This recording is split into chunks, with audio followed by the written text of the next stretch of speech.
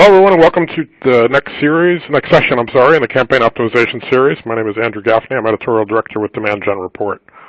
Really excited for this next session. There's hardly a case study that we've been covering lately or a conversation we have that doesn't include talk's question around direct mail. It's become a really critical integrated part of campaigns, so we've got some great content we're going to do to discuss about that in the session, which is called Thinking Outside the Box, Why Direct Mail Works in the Digital Age. Quick reminders for all sessions in the series. We're going to try to make it as conversational, as interactive as possible, so we'll be tracking comments and any questions you might have on social media. We ask you to use the hashtag #COSeries, and you'll see handles for our speakers on the slide if you care to include those as well. Quick reminder as well that there is a prize pack that we're doing, so you'll increase your chances of winning the more sessions you register for and attend. It's everything from $5 Starbucks gift cards to chances to win passes to our B2B marketing exchange, and then the grand prizes are our Apple AirPods for one winner. This next presentation is scheduled for around 30 minutes, and then we'll be taking questions at the end of the presentation. Suggest you go ahead and type in questions as they come to mind. You can do that right within the Q&A tab.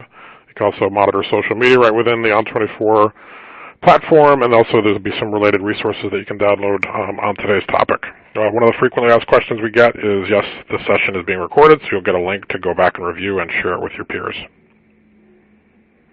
So without further ado, I wanted to introduce Chris Rudy Gropp. Chris is the co-founder and CEO of Sendoso, the world's first sending platform. Chris has more than a decade of sales experience and has spent time at TalkDesk, Yapstone, and Picora, if I'm pronouncing that correct.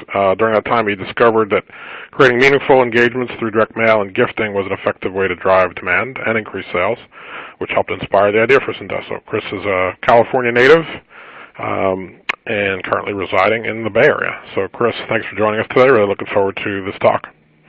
I turn it over to Chris. Before I officially hand the mic over to you, Chris, I just want to set the stage that I mentioned a couple of quick things from our research and conversations. I mentioned that almost every conversation we're hearing now includes direct mail. So some research we found that more than 2/3 of marketers will say they're currently either using or planning to use direct mail. So this isn't sort of a new thing or leading edge. It's really, as I mentioned, becoming a core part of almost every integrated marketing program for B2B marketers. And the big driver that, Chris is going to get more examples of this, but it's a really big driver of it is the shift and focus on ABM. So of our research, one of our ABM study, 56% said that direct mail is an integral part of their ABM initiative. So it's really critical with high-touch programs and accounts. And again, I know Chris is going to share more examples of that. So Chris, I'll officially turn it back. I just wanted to set the stage with some industry stats. So take it away. Awesome. Thanks, Andrew. I'm excited to present to you guys today on just some of the data and some of the interesting stuff we're seeing across our network of customers sending hundreds of thousands of these direct mailers out. And I'll go through some of the things that we're seeing, some of the trends, a few case studies, and then we can wrap it up with some questions. All right. So the first thing just to hit on is kind of the obvious thing of why I think direct mail is back in fashion, and it's really because our inboxes are overwhelmed. You know, I think most people can attest to listeners on this that they're getting so many emails overloaded, and a lot of them are just swiped or deleted quickly. So direct mail is a great way to stand out. And the reason really is that, your mailboxes are empty. When something gets sent to you in the mail, it lands on your desk, more eyeballs are seeing it, it breaks through the noise, and it can be very impactful. We also saw a stat that 83% of consumers feel positively about receiving packages.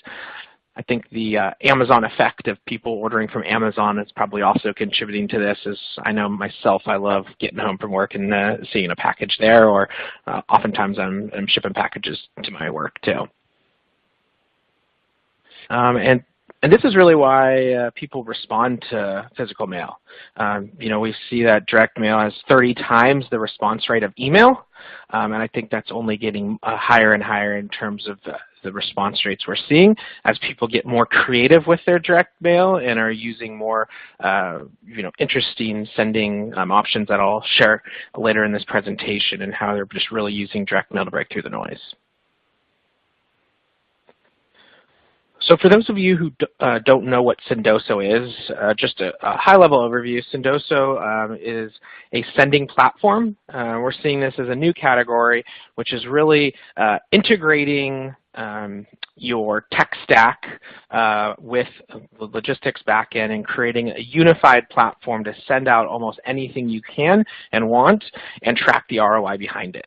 So it combines really everything that you need in the campaign from sourcing to storage to shipping to tracking to sending, everything under one entire platform.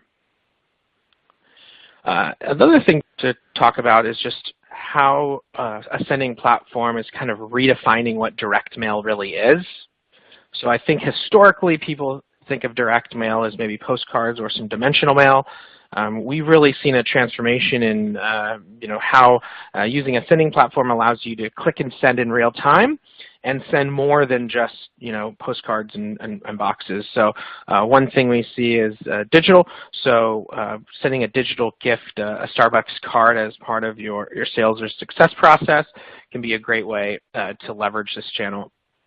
Obviously, the physical items, whether that are items that are branded and match your swag or other branded stuff, or just other types of direct mail gifts that are in line with a greater campaign. The next one is perishables.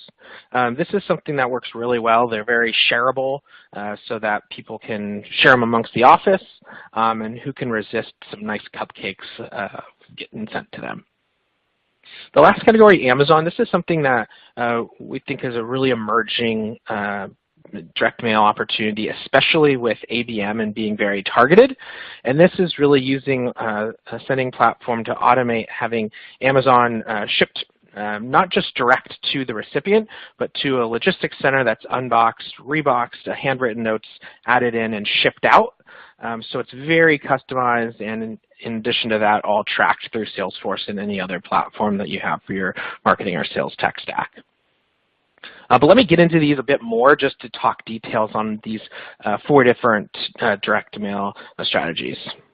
So again, the sweet treats, perishables, whatever you want to call it, they provide an awesome use case to send something to somebody that, one, is shareable. So this is something kind of that water cooler moment where you get it in the office. You can't eat, a dozen cupcakes yourself, nor would you want to, and so you're likely to share it with your office mates. And then, obviously, since they're branded, they're talked, oh, what's Sendoso, or what's XYZ logo on these, and it's a great way to spark conversations in the office around a direct mail piece. You can get as custom as you want to, so these can be co-branded. So there's a scenario where if you're sending these out to a prospect, maybe you put their logo and your logo. Or if you're doing a campaign with a partner, maybe your partner and your logo. So there's a lot of ways to get creative with this. The other thing that's nice too is it's very clean and compact, and something that again arrives very quickly, and something that people love to eat and share. Next tip is really sending something on brand and not spam. So here's an example where it's in a metallic bubble mailer. It stands out amongst the other mail that you're getting. It's got some relevant messaging. So in this case, as you can see, it says, can you see every detail of an attack? This is talking about a security company. And then it's very creative. It's giving you a unique experience where there's, in one case, there's some little glasses where you look at this little blue thing and it tells you a different message than the other glasses. So it's something that's interactive and something that's, a bit different and fun. So it allows you to kind of stand out and really engage with that prospect. This next example is for events. So as I think events, field events, executive events, trade shows are becoming ever more popular. I think they've always been popular, but as ABM and other executive events are higher prioritized, driving people to these events with very eye-catching, high-quality mailers can be a great way to drive up attendance. In this example, it's a very eye-catching box. the items inside the box are really relevant. There's branded peanuts, there's a baseball with the logo on it, and there's a fake-looking ticket that's inviting you to that event. So it's very on theme and something that when you get it, you feel that the sender put in a lot of effort, which was a lot of effort into this mailer. Here's an example of an Amazon send. So in this case, again, doing the research, found out that the prospect had a dog, and with that, included some messaging that mentioned the dog. It was on a branded postcard that had that handwritten note, and then you could see the hyper-personalized item from Amazon. So this was a little champagne dog toy. And all this, as you can see here from this message, landed on Twitter, which is a cool way to, again, get a bit more virality. When you send something so special, people love it. They want to share it too. Here's an example of leveraging alcohol and booze as part of your sending strategy. So again, it's something that's thoughtfully packaged. There's an unwrapping experience, so after even opening up the box, you're excited to see what's inside. And then it can be branded. So again, you can still keep on brand, send something that is enjoyable, like a bottle of wine, keep the brand messaging, and all in all, again, this can be automated through a sending platform, so you can have this being sent at different stages in the customer life cycle. Here's a good example of a welcome kit. So again, direct mail doesn't have to stop just at demand gen, top of funnel. Oftentimes marketers think that direct mail is just used to drive leads into a funnel or to drive deal acceleration. But we're starting to see an emergence of direct mail post-customer acquisition. And then, not just for, corporate gifts like holiday gifts, but for different life events or different product milestones. Here's a great example from Full Story where we've created for them a beautiful colored box with crinkled paper.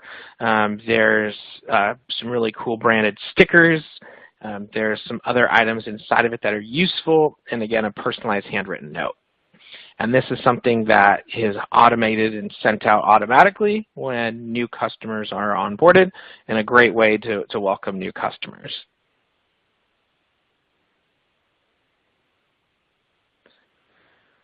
So here I wanted to give even more context on a specific direct mail campaign that I think went above and beyond in terms of the expectations that they set for themselves, and it went as far as winning a Flip My Funnel award, which is pretty awesome to see.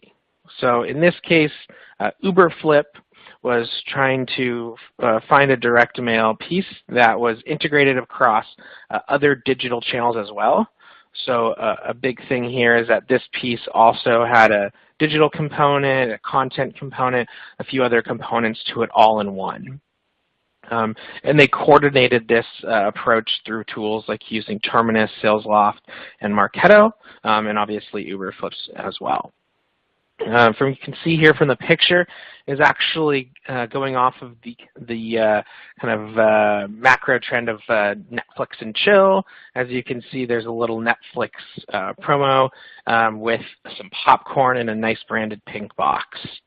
And to speak to some of the results for this campaign, you can see that Uberflip sent out 500 of these, and with that, they were able to get 60 conversations started.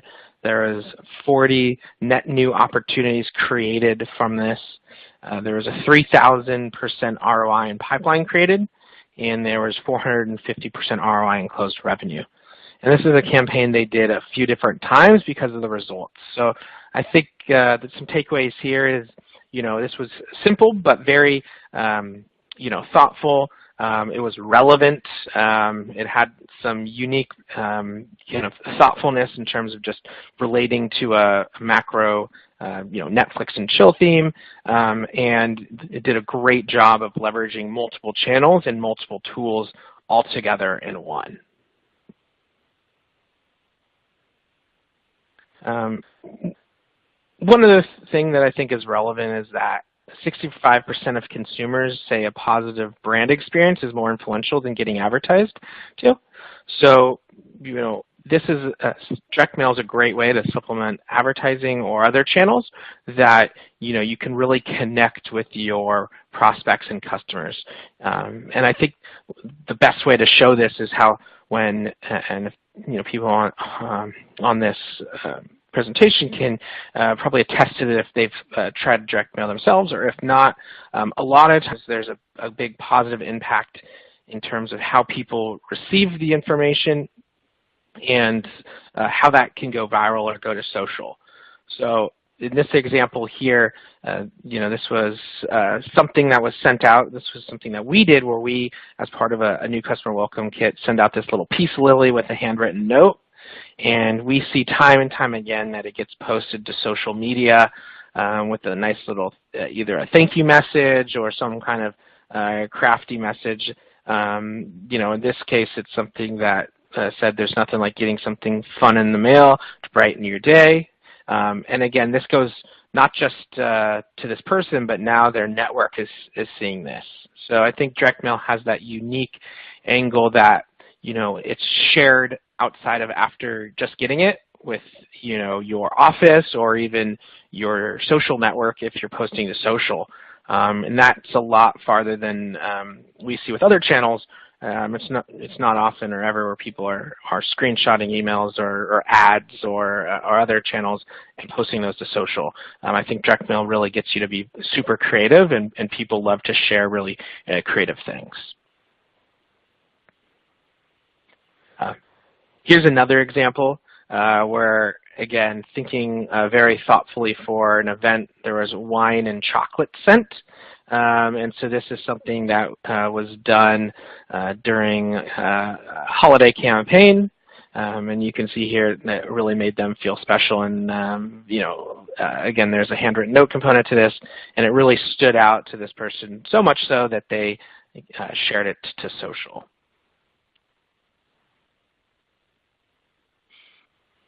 Here's the third example where, again, these are some branded cookies with the Sendoso logo as well as the prospect logo. And you can see here that just from this message, it got the team talking. So that's, again, just some proof that using perishables or shareables are a great way to open up the conversation. If you're doing ABM and you are targeting a larger buying committee, this is a good way to have that water cooler moment where someone sees these and asks, hey, what's Sendoso? Or hey, what's XYZ? And now people are talking at the office about it. And so it's a great way to drive brand recognition and get conversations going around your topic. Almost the same as maybe CCing a bunch of people on an email, but instead you are getting that organic conversation started. And in this case, one last thing that I wanted to bring up is just how you can use different direct mail campaigns or direct mail sends at different parts of the customer or prospect lifecycle. So again, earlier I mentioned that, historically maybe marketers have thought of direct mail as a strict demand gen function. But here are some different use cases where we're seeing direct mail work throughout the customer lifecycle. So the first one here, TalkDesk, generated $2.3 million in pipeline by sending out physical copies of their first listing in a Gartner Magic Quadrant study. So this is taking content and sending this out. The next one is with Radius, and Radius was using this top of funnel. They saw a 60% response rate for all the packages sent and generated $1,000 in pipeline for every dollar spent. So this is unique in that they're actually a very data-driven company, and they're tracking for every dollar they spend in Sendoso or on direct mail, how much pipeline does that generate. And they look at that for other channels too, like advertising, email content, etc. The next one is this Uberflip example. We already covered this earlier, but this is a more targeted ABM campaign and how that ABM campaigns can leverage direct mail. The next one is Procore. So Procore, this is really a goal of theirs was to see how much increase in meeting show rates they could get by leveraging a sending platform. And so they saw a 16% increase in meeting show rates during a Q4 campaign sending coffee e-gifts. That generated an additional $1.2 million in pipeline that would have potentially been lost by not showing up to these demos. And so it was as simple as sending a coffee e-gift the morning of a demo, and it drove up their show rates. Further down the funnel is during the deal acceleration stage, so post-demo. And this is where we see Pendo. They reported a 5 times higher close rate when leveraging direct mail versus no direct mail during targeted points in the sales funnel. So this is something where they used direct mail during the sales process, and they saw from an A/B test that it drove better close rates for them than if they didn't use direct mail at all. Lingo Live, even further down, is seeing that they increased their average deal size by 22% by engaging multiple stakeholders during the buying process. So again, this is where sending either perishables or sending multiple direct mailers to different people at a buying committee can really generate either more people involved in the conversation, maybe there's multiple business units getting involved, and using direct mail to engage them. And then lastly, LiveRamp saw a stronger correlation between higher renewal rates and customers who had been gifted within the last 30 days of signing. So this is using a sending platform to send out gifts post-sales, and these could be life events, birthday, holiday, someone having a baby or things of that nature, to other events that are more macro, like the company getting funding or other things, so you have a reason to send a gift to. So I think the moral of the story is that leveraging a sending platform opens up the opportunity to operationalize sending out direct mail, and something that can be moved away from historically a spreadsheet that happens once a month or once a quarter to something that you can create ongoing sending strategies that are happening daily and throughout the customer and prospect lifecycle. Awesome. Chris, to jump back in here, these are some case studies that we've done recently on Demand Gen Report. They talk a lot about some of the things that you just hit on, but this is a feature special report that we recently did, and it's TalkDesk as the example, and I think that it's, again, where they're sharing content. I just wanted to see if you could add to that. Are you seeing that more often, that people are using, so it's not always a gift, that they're trying to tie in some of the thought leadership that they're doing? Yeah, so I think, as you know, with the surgence of marketing automation platforms in the last decade, companies have done an amazing job of creating good content, whether that's internally or through third parties, like in this case Forrester. And so picking out that best performing content online and having that printed on demand and mailed out is a great way to get something on someone's desk, and it's a great way to use this either through high-level brand awareness, or I've seen it actually more frequently used by account executives post-demo as a way to continue to build value through a longer sales cycle, where instead of just sending an email with a PDF attachment, now you're sending out a printed collateral or a white paper, an ebook, a case study with either a handwritten note or even a post-it note on it, so that can just drive engagement through a longer sales cycle. Yeah, that's great. I also thought it was really relevant that you were talking about it's not just nurture too. So one of the other sessions we have during the series, Uberflip is actually talking about multi-channel experiences that they're creating, and they shared another example of how they're doing that and using direct mail. So you can see another instance where they integrated direct mail into or sort of a full, multi-touch experience as part of their nurtures. Is that also something you're seeing? Is it's not just for one stage of the buying cycle, but that people are really trying to integrate, the themes and some of the messaging for direct mail into some of the other things that they're doing across other channels? For sure. Yeah, I think that, for the best and brightest kind of companies that are leveraging direct mail, they're using it in a very integrated fashion. So the creative that they're coming up with for the direct mail, the messaging itself can tie into ads, it can tie into social posts, it can tie into content experiences online, it can tie into landing pages and even email marketing. So I think, with the use of Marketo or Eloqua and other marketing automation platforms, HubSpot, etc., you can be very thought-provoking in terms of how it all ties in to an overarching campaign.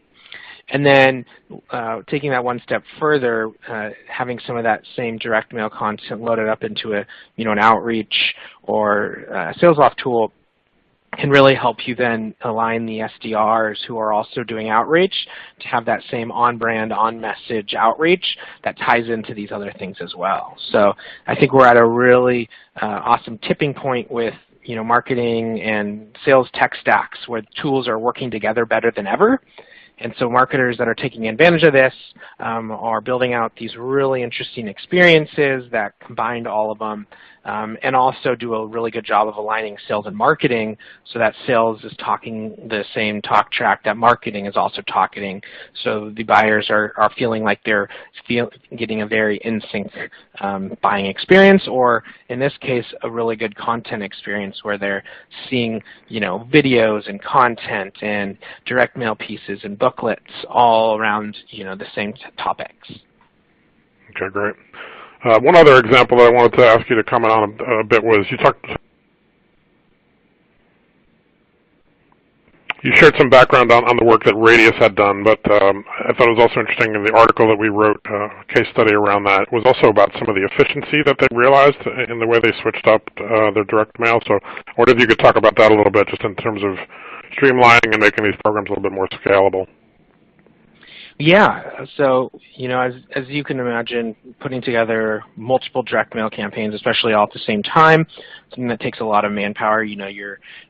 There's physical components, there's sourcing components, there's the actual data tracking. So for them, they were very good with the creative aspects of figuring out what they wanted to send, and so we jumped in and were able to help them with the sourcing of all the different components. We stored and kitted these mailer campaigns together and then allowed them to click and send whenever they wanted. In addition to that, we pushed all the data and tracking information and all the data points for tracking the ROI back into Salesforce for them too. So it made that much easier for them to track attribution on this as well. So not only did it make it more efficient, it costed less for them to execute on, so they saw a better pipeline they saw a better spend to pipeline ratio, and then they also saw better results because they were able to do more direct mail from that. Okay, awesome. All right, so that was great. I thought there was really good different types of examples talking about different buyer stages. We're going to shift to take some questions. We've already had some good ones come in. I want to remind us, if you didn't already type it in, go ahead and type in any questions you have right in the On24 dashboard. If we don't get to all the questions, I'll share those with Chris, and he can follow up with you directly. So, Chris, you talked about the integration points with some of the other systems. We had Alyssa asked a question around measurement of I guess she's asking best practices around measurement. Are people using marketing automation systems to measure, or what's sort of the best practices around that? Yeah, so I think there's a couple things to note here. One is, when things are being sent out, the best way that using a sending platform can do is integrate it into either your marketing automation platform, so Marketo or Eloqua, or directly into your CRM like Salesforce. And then once everything is sent out, the data is getting pushed back in for when things are sent and shipped and delivered, or and even back into a Salesforce campaign, so you can track member statuses and opportunities influenced. And so by default, that happens for any campaign or anything that you sent through Sendoso. So it alleviates that kind of pain point of either uploading or tracking back manually or having to upload lists of who got sent what, and all that's automated. So now you're just looking back in the data and doing some attribution tracking. Okay. We had a related question from Tammy. She said on the automation front, are you seeing some clients that are giving, like SDRs, the ability to send sort of, one at a time, like they can add people to programs, or is it more that they're sort of starting with collective lists and approaches? Yeah, good question. So we are seeing that as a new trend in kind of direct mail and leveraging a sending platform, is that marketing and sales are collaborating. Marketing is brainstorming on the content, the mailers, but then they're turning it over to the SDR team or the AEs to click and send in real time. As buying cycles and sales cycles are very real time. Leveraging direct mail as being able to have a click and point solution is almost as like you're sending an email, can be very effective, especially as marketing is able to set up some boundaries and guidelines saying, hey, you can send this to these types of people, you can spend this per month. And so it really changes the game in terms of what used to be a more of a campaign batch send type strategy for direct mail, and now it's more of like a real-time campaign strategy or real-time send every day strategy that is set up and operationalized across the team, and something that can be done at scale now versus something that's done at like a one-time basis. I think SDRs are embracing it a lot too, and are becoming almost mini marketers in a way. And are getting creative with the messaging, the gifts or direct mail pieces that they're sending out, and then again using sales engagement tools to be able to send it out there too, so that it's built into their workflows as well. But then other direct mailers are built into Marketo or Eloqua or HubSpot into the marketer's tech stack. Okay, great. We had a question from Nicole. She said she's definitely sold on direct mail. She's trying to decide what to send, that they're struggling with that, and she's asking if you see correlation. Is like the bigger the gift we send, the bigger the expectations, or just any thoughts on like investments and sort of what to get started with sending? Yeah, so a couple of things I like to think through there. One is, for some companies, making a tiered approach makes sense. So, tier 1, tier 2, tier 3, and you can spend differently, on your ABM accounts, your long tail accounts. So that's one strategy. Another strategy that we've seen for coming up with creative is kind of seeing what salespeople might be doing internally already. Some organizations will have these rock star sales folks that are actually kind of doing some direct mail or sending on their own already. Maybe they're sending some handwritten notes and packages on their own. And so kind of quizzing the team on a little brainstorm or creating a fun little contest saying, hey, what should we be sending out to our prospects, since the sales and SDR team are very close with their team. In conjunction with that, we at Sendoso, along with providing a customer success manager, also provide a creative project manager. This is included at no extra cost. We'll actually sit down with you and say, hey, based on your budget or your target customer profile or your industry, here's some suggestive curated sends. And so we can prescribe to you different things that you could send, and then talk through the messaging too that should be included with that send around either the print-on-demand copy, or the handwritten note copy. So, I think there's a lot of different ways to look at that. But I think one of the biggest things is that get creative as possible, get as personalized as possible, and then let Sendoso handle all of the back end kind of busy work that's required to execute on these. Okay, great. We'll take one more question. Jim asked around attribution of direct mail. He brought up the fact that you said in your presentation you shared a couple of different, they started conversations or other sort of victories or wins related to it. Are you seeing examples of that where people are looking at it beyond just a pure created opportunity, or some other ways to look at success? Yeah, so I think top of funnel is the easiest way to track attribution, where you're through a sending platform tagging campaign members back into a Salesforce campaign that's then allowing you to see campaign influence and opportunity dollar creation from a campaign perspective. So that's at the top of funnel, the best way to look at it.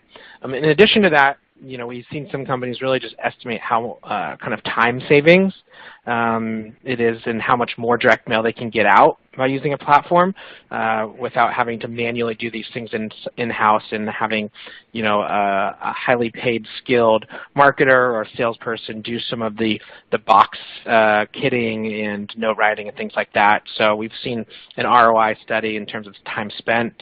And then, farther down in the customer life cycle, seeing how, NPS scores are affected by this can also be a way to kind of track the success post-customer. And something that we've seen a lot of customers do is how does NPS relate to sending of items as well. Okay. All right, Chris, this was outstanding. A couple questions we didn't get to. Again, I'll forward those to Chris and ask him to follow up with folks directly. But, Chris, I want to thank you. This was a really great conversation. Thank you so much, Andrew. Appreciate it. All right, quick reminder, folks. Again, I mentioned at the beginning there's a couple of prize winners who are going to win passes to our B2B marketing exchange events. The next one's coming up in August that we're doing the Sales and Marketing Exchange. Keep an eye out for that, and also our big event in February, the B2B Marketing Exchange. So save the dates, and hopefully you'll be among the winners for those. Also keep for our next session, which is making a content marketer. It's going to be talking about locking up your lead gen with the right content formats. Thanks again to Chris. Thanks you all for making time for attending, and hopefully we'll see you on the next session. Have a great day, everybody.